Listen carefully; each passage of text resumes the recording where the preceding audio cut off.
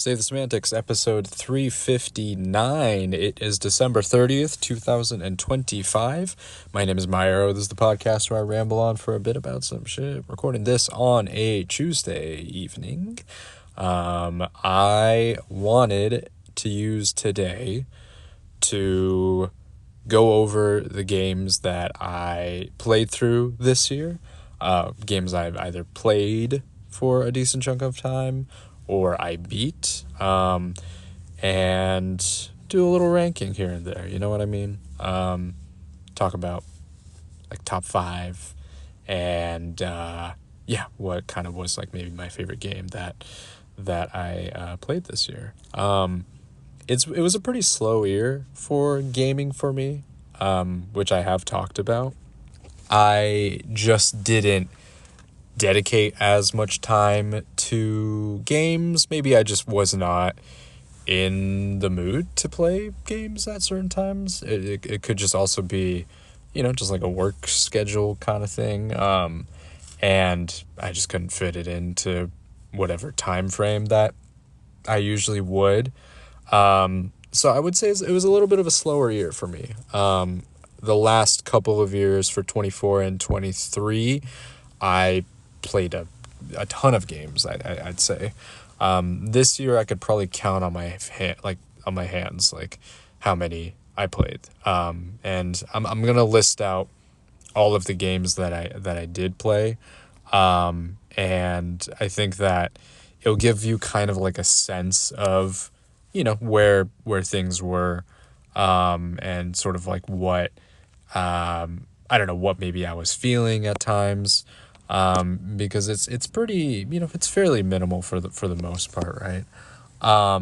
But yeah, I think I know that this year in particular, for current games, there was a lot of great stuff that came out, and I only really interacted with maybe a few of those types of games, especially maybe kind of more on the indie side of things as opposed to the larger games, Claire, Expedition 33, Donkey Kong, what else?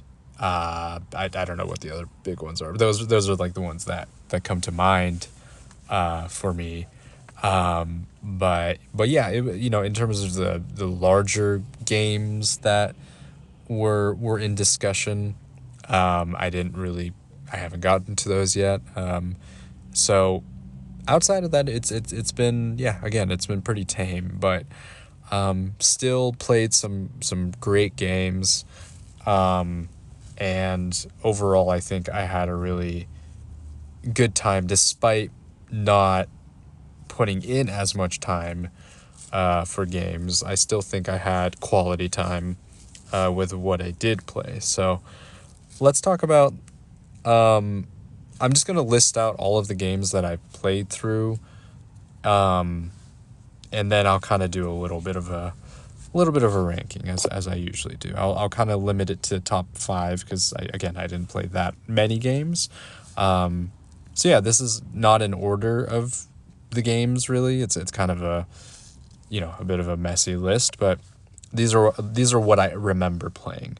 So Xenoblade X, Rogue Legacy 2, Golf Story, Nine Kings, What Remains of Edith Finch, Final Fantasy IX, replaying that, The Witcher 3 and its additional DLC, Trails in the Sky First Chapter Remake, Ball Pit, Pocket Jockey, Suikoden 1, and then Clover Pit.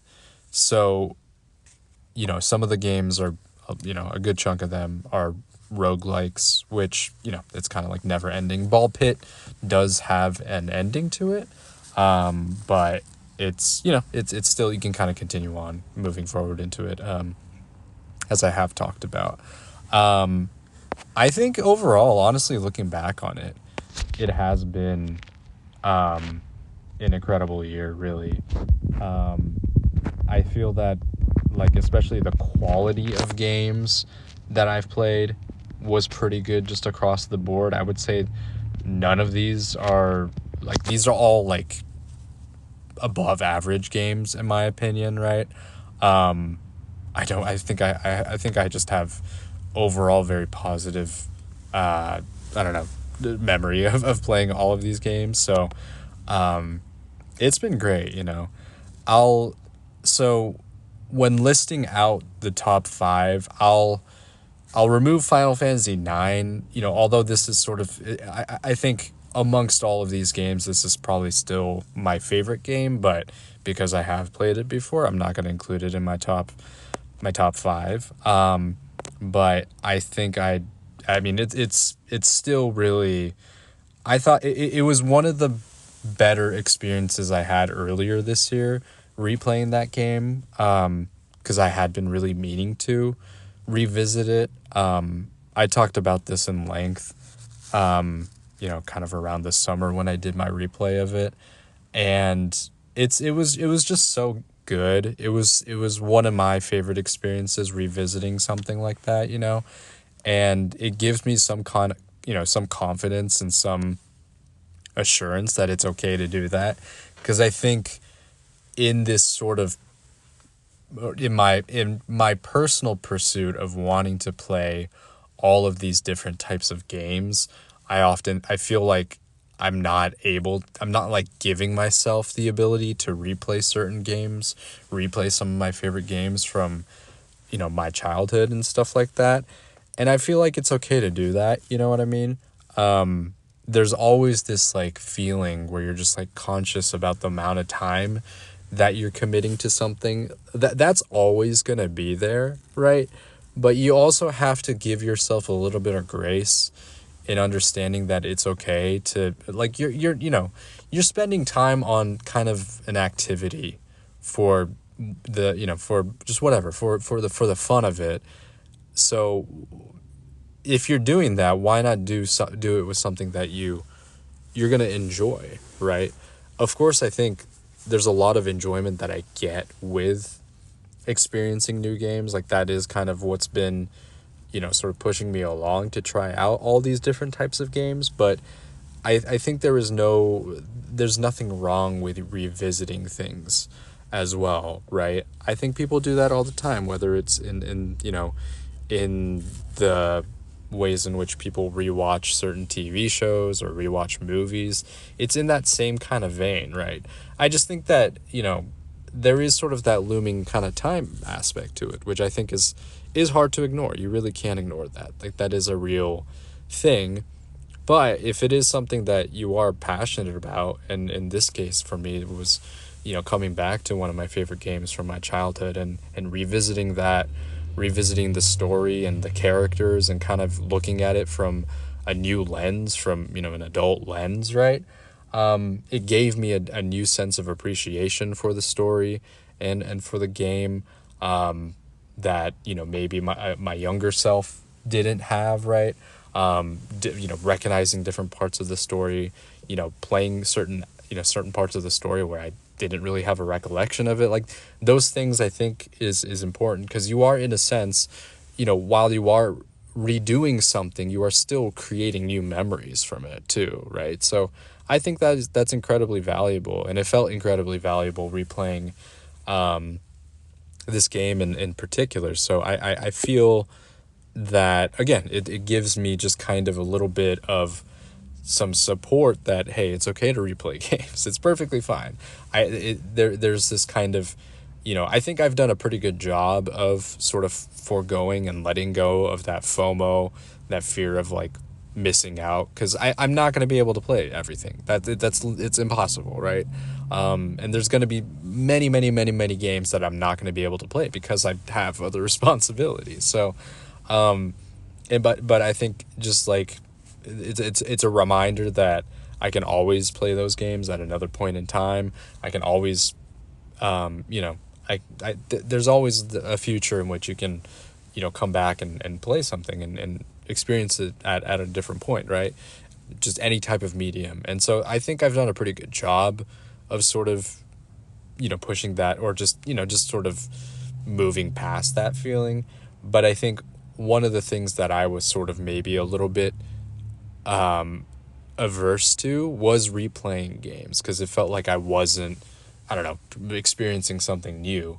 When in reality, as I said a little earlier, you are kind of you are sort of creating new memories for yourself by experiencing it through a different lens than when you were as a kid. So I think that's, I don't know, I think that that kind of is, it gives me something where it's like, okay, it's actually okay to do that.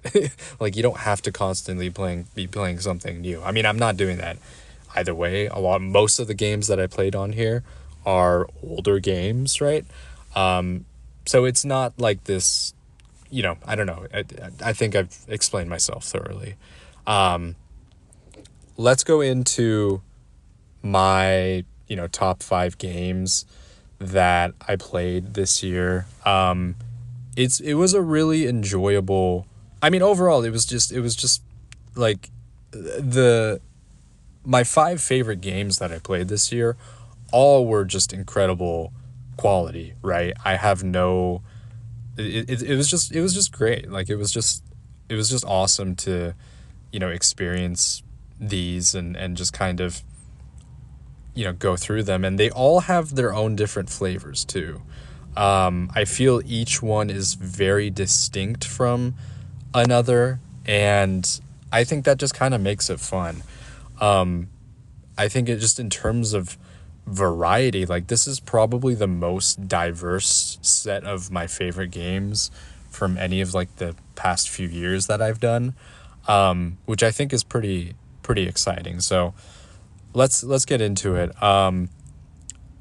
For my 5th favorite game that I played this year, was What Remains of Edith Finch. This was one that I had been considering playing for the longest time, because I heard great things about it.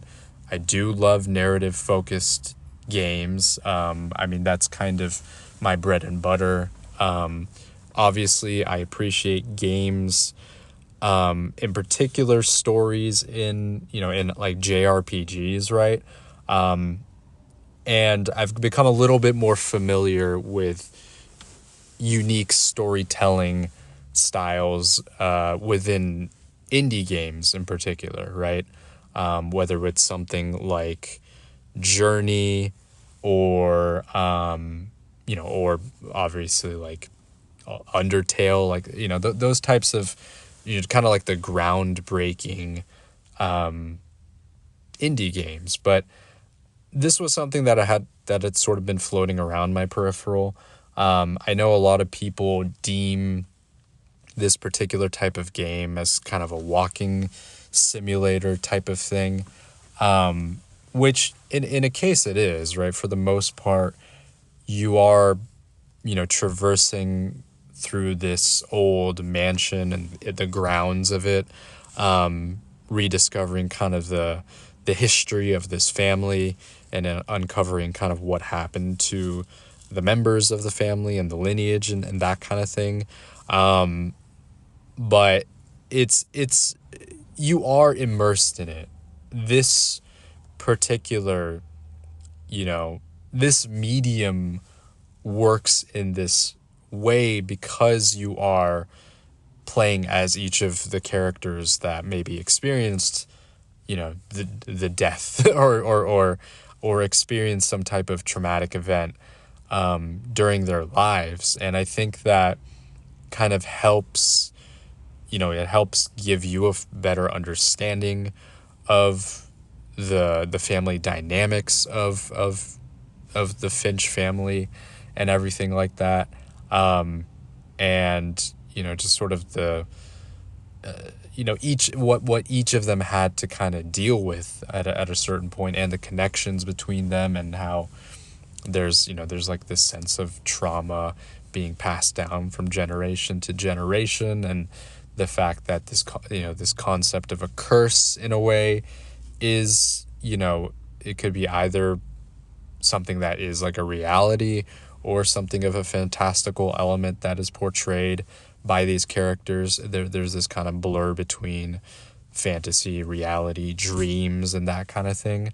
And I think there's a lot of symbolism whether, maybe there's like something of sin, whether it's, consumption, greed, or gluttony. There's some elements of that, exhibited here, which I think can require a lot of additional analysis. But if you're just looking at it from just like straight beginning to end, I think this was a really well done, put together, compelling story. There are still a lot of pieces in this story that I think that are worth revisiting in some instances, to re-examine, and talk about why each of these stories were presented in a certain manner. There's this kind of, it's kind of unsolved as to why certain things happen. A lot of it is kind of like left up to the reader slash gamer's interpretation, which I think is great as well. There's a lot of questioning that goes on. It's not something that, it's a walking simulator, quote unquote, but it also doesn't hold your hand. It kind of challenges you to think further and think deeper about the themes and the elements of the story. And I think that's something that I appreciate a lot. I think that there is something to be had to, it's not like a challenging, it's not like a challenging story to engage with necessarily. I just think that there's more to the surface than what is presented, right? And I think that can push you to do a little bit more digging. And I think that's great. And I thought, as this type of story presented in this particular video game medium is perfect for how it's trying to convey its themes to its audience. And I thought it was really well done. And so, yeah, definitely one of my, not my favorite game, obviously, but one of my favorite experiences that I had this year. The next game on my list is Ball Pit. It's just so, this was one of the games that I think you could kind of liken it to a Balatro. It's not to the same extent, because Balatro has had just this, it has become this kind of worldwide phenomenon. I don't think Ball Pit is really going to catch that. It's just a different type of game, where it's like a bullet hell sort of city builder kind of rogue gameplay. It's definitely a lot more niche in comparison to, say, cards. So I think I understand kind of why it's not going to be to the same degree as Balatro, but it has been very successful, which I think I'm really happy to see that. And plus there's like DLC coming out as well, so that's awesome, which will make me want to return to the game in the near future. It's just an incredibly succinct and well-made game. Just in terms of obviously the gameplay loop, the fact that you can kind of, there's just a lot of ways to, customize characters, or not customize characters, but customize different runs by using different characters. And I don't know, it's great. I know this is like not like a huge thing, but it's big for me. Like, the quality of life aspects for this game are some of the best that I've ever seen. The fact that you could like turn off flash, that you can speed up the gameplay, that you can change the difficulty too. There's so much support for this, just for this indie game, that I'm like, this is how it should be for every single game out there, in terms of making it more manageable for your particular gameplay, for your particular tastes, or if you have certain restrictions with flashing lights and stuff like that, right? I don't have those issues, but I do, I get overwhelmed a little bit with, just like the constant flashing. So I had to turn it off, and then it was perfectly fine. And then also the fact that you can speed up the gameplay, so you go through runs quicker if you want to. Like that, it just is. It's perfect. It's great. I mean, that kind of is one of, it's kind of weird to say it, but that's like a huge selling point, honestly. And I really, I hope that this is kind of like this, like the hallmark for how other games, and I'm looking at you, Nintendo, where good, quality of life, and sort of additional settings can make the game more accessibility options. Having that more available across the board for everyone, regardless of your gameplay styles or your potential physical limitations, like this is like the gold standard for that. And then on top of that, of course, the game is great. It's super fun. But I don't know. I wanted to kind of give that some praise as well, because I don't know if that's something that a lot of people have been talking about. I mean, I'm sure some people have pointed it out, but like just being able to change and tweak some things to make the game a little bit more palatable for you is awesome. And I think that should be something that developers and publishers should really take note of. Like, this is really some of the best that I've seen in really any game. And the gameplay loop and everything kind of supports that as well. So really fun game. This was just a blast. That took up like a month of my time when it came out, I think in October or September. I don't remember. But when I had time, like I was playing this game. Like this was kind of my, this was the thing that took up my time outside of, my usual, work routine and stuff like that. So, really, really a great time. The next game on my list, and I still haven't fully beaten it yet, but I have beaten the base game from the original game, just not the added content, Xenoblade X.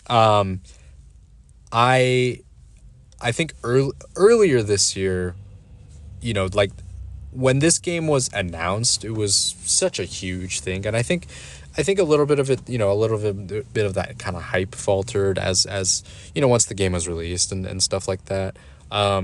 I have no idea what, I still haven't beaten the ending, gotten like the true ending or whatever.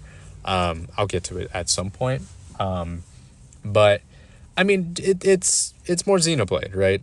I know the story is not really anything to write home about. I think there are some interesting elements to it. But that's not why, this game is awesome. This game is great because of just the world.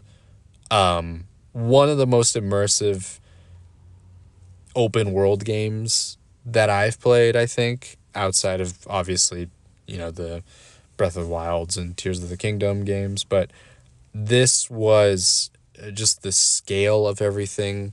Once you get your skills or your like Gundam, your flying robots just flying across the world, it's beautiful. I mean, it's just such a awesome feeling, and it really is just this sense of exploring this alien planet and just uncovering secrets and different monsters and stuff like that. It's an incredible, it's just such a well-made game. I don't know if there's going to really be anything like this. It's really not comparable to the other Xenoblade games. Of course, in concept and everything, it's Xenoblade, but Xenoblade X is very much its own thing, which I appreciate a lot. Just in terms of the music, the world building, the atmosphere, kind of the tone of the game as well. It is very much its own. I think it can kind of distinguish itself outside of the main kind of trilogy. I know there's from what I heard, there's maybe something else going on at the ending. Honestly, I don't really care that much about that. Like, we'll get there when we get there. As its own kind of game, I think that it succeeds on the fronts of it being just an awesome single player exploration game, with a little bit of a lighter story, right? And I just had so much fun flying around and running around and listening to the music too. One of the best soundtracks that I've heard in quite some time. Just a really great experience. I do want to, go back to that game at some point. Maybe it comes to it sooner rather than later, because I'm going to get pretty busy in a couple months. So I don't know if, I'm not going to have the same time to devote to gaming and stuff. So maybe this is something where when I do have a little bit of free time, I'll come back and maybe I'll finish the game. But in terms of just the original base game itself with the definitive edition, it's a great time. It's wonderful. It's super fun. And yeah, I mean, I'm excited to get back into that world at some point. I just don't know when, but I know the music is going to be the first thing that I'm just going to sit and kind of appreciate. But as just like a full package, as its own single kind of entity, really great stuff. And I think it's a really nice complementary piece to what is already a great franchise and the other trilogy, but is as its own thing. It's great. My next game that this is what, number 2, second favorite game that I played this year was Trails in the Sky. And I mean, it just came at the right time. The fact that, maybe a year or two ago, I had been contemplating, okay, how do I get into Trails, right? I watched this one video that outlined what is the optimal order to play this series, and and just reading up on Reddit threads and stuff like that, everybody was saying, you just start with the first game, and at that point it was really only available, the original game is only available on Steam. At that time I still had a pretty old computer, and I was not really wanting to invest in a new computer. And also, just again, I'm just not the biggest PC gamer. I just don't have the equipment for that. Primarily console. So when they announced this, which it came up on a sizzle reel for one of the Nintendo Directs, and I'm like, this is massive news. I mean, for someone like me, this was huge news, and it was just kind of a little blip. And a lot of other people are freaking out about it. I just saw that it played for, I don't know, 10 seconds or something, but it just kind of came and went. And it was, in the Japanese version of the Direct, they spent a little bit more time with it. But it was just like it just came at the perfect time.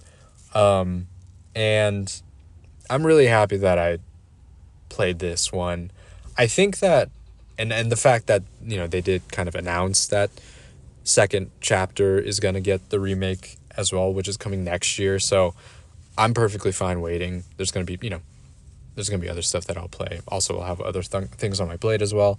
So I'm not in any rush to get to the second game. I'm perfectly fine waiting for it. But I'm, at least I think that I will at least complete like the Sky trilogy, which I think, from what I've heard, has its, or it has like a completed arc with the first 3 games of the series. But this was just such a great introduction to this just overall series. I think that there's a lot of, it's one of those things where it's like a hesitation. Again, it's an issue of like timing and stuff, where it's like, how much time can I actually dedicate to something? Especially in the case of this long ass series, which is still ongoing.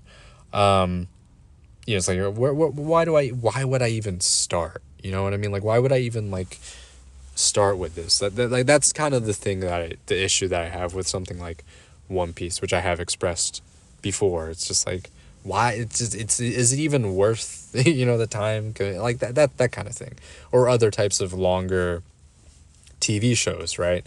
So there was a lot of hesitancy. I was just kind of like, I'm just gonna, whatever. We'll see how it goes. So the remake just kind of came along as a bit of a blessing in a way, and it's just so much fun. It was so much fun. I loved the demo. I just knew immediately I was gonna pick it up, after playing the demo. I mean, I was already pretty confident that I was gonna like the game going into it, just hearing what people were saying, right? But it's just such a well crafted game. Like the story is like it's just the introduction to this world. Of course things do happen, but in terms of the scale and the scope of things, it's nothing too crazy. Like, it's stuff that if you've played any JRPG, you've seen before. But I think that, having, just sort of viewing this lens with a fresh pair of eyes, just kind of seeing this world, and then kind of getting a little bit of a reveal at the end of this game. This is the prologue to the rest of the Trails series, including obviously the original, Sky trilogy, right? And I think that just having a little bit of that taste with the combat especially was one of my favorite aspects. Some of the story elements, the characters, the interconnectedness between each game. Of course, having the sequel follow up to this is great as well. So I just think that having this as the sort of the introduction to the series for myself and a lot of other people was really great. And it ended up being one of my favorite games that I played this year. I just, I don't really have too much more to add. I think that it's just a really well crafted, polished JRPG with really just fun combat. I mean, that was really the thing that hooked me. And then on top of that, you have a pretty solid story and some interesting characters as well. And I think that ending this game kind of on a cliffhanger is a really enticing proposition, because then that kind of hooks other players, including myself, into the rest of the series, because you want to see what happens, right? Because it's a incomplete story, unless I beat the second, third game from my understanding. So really great stuff. I think it's just like a really well made JRPG, and I think it's worth. And I'm really excited to delve into the rest of the series once the second chapter remake comes out. I'm just curious to see if how much of this series is going to get remade onto modern consoles. Are they going to do some of the other arcs as well? I know some of the Cold Steel games, I think, are on Switch. I remember seeing them on Switch, but it was like Cold Steel 3 and 4. I'm like, why would I start with the third one? That doesn't really make sense. So that kind of, I was holding off on playing that, but yeah, Trails, I'm in, I'm in, I'm in the fandom now, and I'm not like a crazy fanatic or anything, not yet. I'm not quite there yet, but I'm definitely in, and excited to delve further into the series. My favorite game that I played this year, and this took up a lot of my time this year, was The Witcher 3. In particular, my favorite piece of gaming content that I did this year was the Heart of Stone DLC. I really liked Blood and Wine. I thought it was good. I just think that there was a little bit of frustration towards the end of that DLC. The fact that maybe some of it is my own fault, the fact that you have to kind of do certain things in order to get kind of the quote unquote optimal ending. Because I got like the bad ending, and I was like, all right, this is a little. I don't know. I wish that I don't know. I wish I saw the a bit more of like the bittersweet ending, because I feel like that would fit a little better thematically instead of this like full on depressing ending. It just doesn't. It just didn't really fit tonally with the rest of the game and the setting, where you're like in this like fantastical land and stuff. So I don't know. I just kind of wanted. I don't know.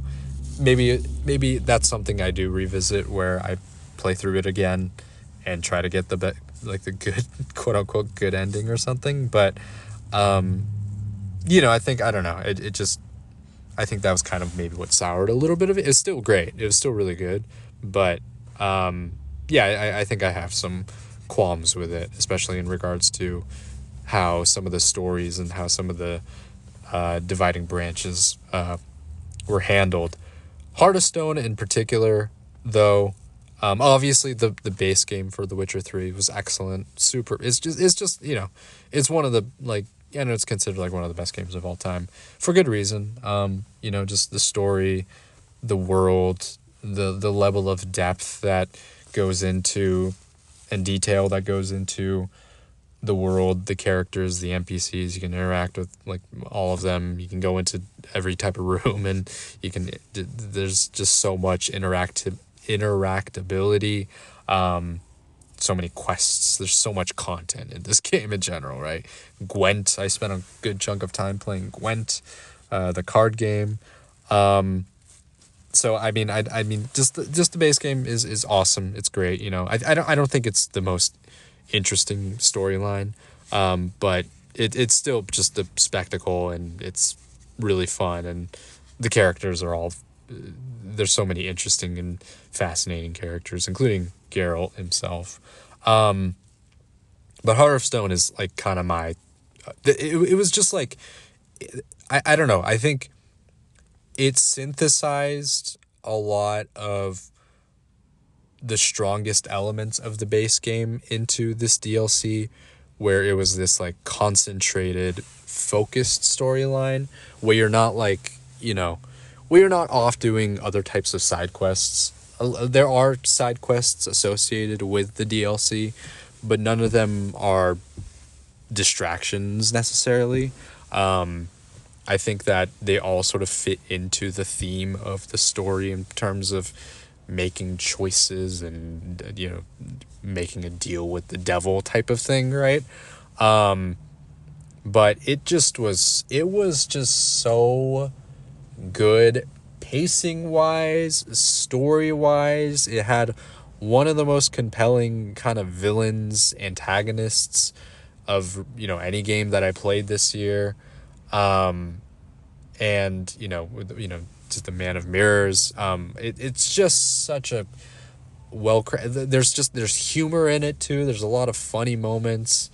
Whether you get possessed by a ghost, or you're trying to, you're kind of trying to like, you're trying to perform a heist at this one auction house. Like there's so many fun sequences in this game, and then or in this DLC, and then on top of that you have this compelling story as well, between this kind of growing tension between a man and his wife, and him making this deal with this kind of eternal creature, which sort of leads down to this road where things get worse and worse, and you have to kind of be the one to ultimately figure out how to resolve this issue. It's so good. I don't know how else to put it. It's just across the board, the pacing, it just kept me hooked from beginning to end. And just at the end, when Geralt is just like, I think on top of that mountain, looking into the sunset, it was perfect. I don't know. I think this was my favorite. Again, The Witcher is awesome. Base game is awesome, but Heart of Stone is my favorite thing that I played this year. I can't stop raving about it. Because I wasn't really expecting it, because I heard good things about the DLC, but I mostly heard good things about Blood and Wine, right? Because everybody was just talking, oh, it's just like it's basically its own game and stuff, which it is, and it's really cool and it's really fun. But Heart of Stone, just the way the story was crafted and everything, is just so much fun. And this will be something that I would like to revisit. Like this will be one of the games that I will definitely want to replay. Less the base game, because I think I don't know. There are definitely, there's like other decisions that I could make that could lead to a different ending, right? But Heart of Stone is something that I could see myself replaying years and years down the line. One of my favorite just games, aspects of games, that I played in quite some time, and just for this year in general, right? Anyways, those are my top 5 games. Again, I'll list it out again. Number 5 was What Remains of Edith Finch. Number 4 was Ball Pit. Number 3 was Xenoblade X. Number 2 was Trails in the Sky, First Chapter Remake. And then number 1 was The Witcher 3, but in particular, Heart of Stone. So those are my favorite games that I played through this year. Moving into next year, I know that there's going to continue to be, new games that come out.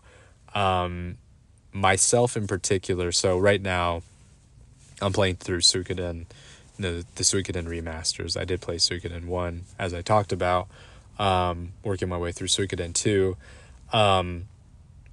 I think what I'm thinking of doing is I might try to tackle the Yakuza series. The Yakuza 0, whatever definitive edition, is on Switch 2, and that's something that I've been kind of eyeing. But I'll probably play that maybe a little later in the year. We'll see. And then whenever, Trails in the Sky second chapter comes out, that's something I'm going to be looking forward to as well. And Fire Emblem. I've missed Fire Emblem so much. There is a part of me, right now, Fire Emblem, Engage is on sale. I know that the story kind of sucks. I get that. But I have been craving that type of strategy gameplay for such a long time.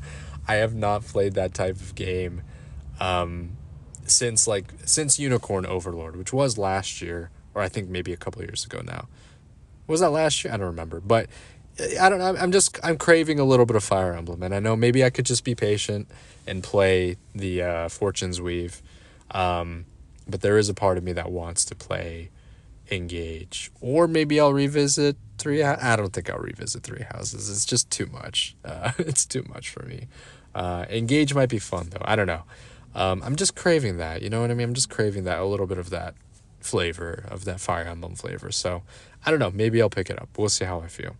I might just say F it. It's fine. Whatever. It's not the best game. I know it's not the best game. I think I just have to kind of go into it expecting that not to be the craziest thing. But who knows? I've grown to appreciate games just with a gameplay element. So if I can do that, why can't I just do this with Fire Emblem too? I just think I just appreciate aspects of the story. I mean, Awakening is one of my favorite games of all time, so that always has a place in my heart. So I kind of project that onto the rest of the series as well. When it's in reality, that's unfair to the other Fire Emblem games. They have their own flavor and stuff. So I don't know. Maybe I'll give Engage a shot, just out of curiosity. I've read so many opinions about it that I'm just kind of I kind of know what I want. But do I? Maybe I'm just not giving it a fair shot. So I might do that. Maybe I want to play a little Fire Emblem. We'll see. Anyways, that's going to do it for this episode. It was really fun just to kind of look back. I know again that this was a pretty, it was a pretty quiet year for myself in terms of gaming. But I still, the games that I did play are still really great, really good games. And, I think that next year is going to be great as well. And I'm really excited to kind of, continue to work through the games that I currently have with, with like a Suikoden, Xenoblade X, as I talked about. But there's this whole slew of new games on the horizon that I'm excited to uncover as well. So overall, great year for gaming. That's going to do it for now for this episode. Thanks for listening. As always, this has been Save the Semantics, signing off.